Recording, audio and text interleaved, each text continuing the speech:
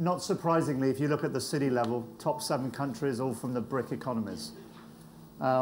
Still expanding, still very, very interesting to major corporates. And no doubt we'll see more cities in those 4 economies appearing in graphs like this in the future. So it's not just those cities that are important, it's the 4 big countries. As we very well know from China, there's many more cities behind Shanghai and Beijing coming into the fore in terms of importance. The second thing from the European Cities Monitor survey we did was there are more companies this year, 2010, saying they would expand than in 2009. Not surprising, and it's backed up by all the economic information that we've been talking about and everything that you read in the press. And the third thing is that more corporates are looking at more global expansion. So there is definitely a trend for companies as they grow to grow globally, not just in their home countries. And again, that's probably fairly straightforward. The next thing I think to look out for is what the CEO of HSBC has called the CIVET countries, C-I-V-E-T-S, and I'm sure you all know who they are, and if you don't, I'm going to tell you in a minute. You can think about it for 30 seconds. But if you go back 5 years, and I think it was 5, it might have been 10 years, I think it was the economist at Goldman Sachs came up with the BRICS. Everyone went, well, maybe, but Brazil's a bit of a mess. It's not going to happen.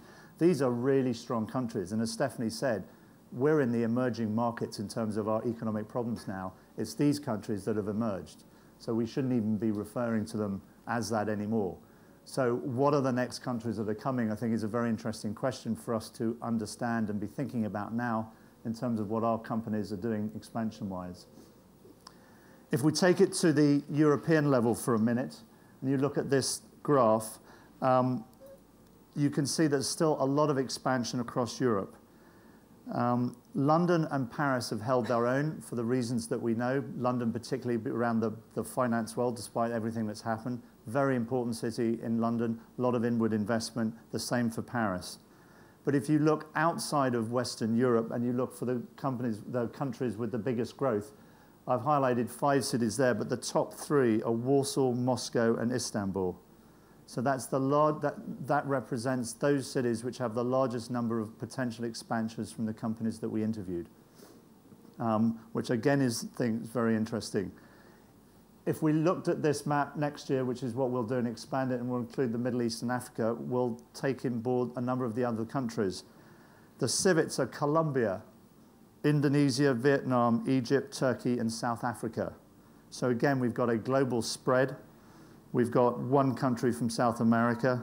We've got 2 in Asia-Pac, and then Middle East, Africa, Egypt, Turkey, South Africa.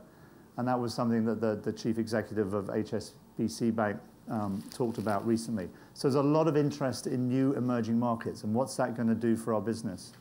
For those of you who know Tim Cager of Oracle, the Property Week Segro conference, which was held a couple of weeks ago and written up in Property Week, he was talking about the markets that are important to them in their expansion, and it was Eastern Europe, and it was Asia.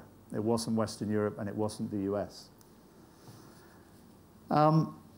If we now drop back to the Ipsos Mori poll, we can see from this that if we look at increase in non-UK employment, 43% say there will be an increase outside of the UK. So the question is, where will that growth be? The question for the companies we work for will be, what is the best deployment of the people in what countries and at what cost? So there's going to be a lot of discussion thought about whether they're going to expand in what we used to call the emerging markets. A lot of this might refer to offshoring, outshoring.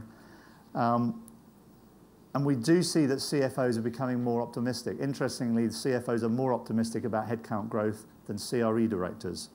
So there's a bit of a mismatch between what we all think company growth is going to be and what the CFOs are preparing for.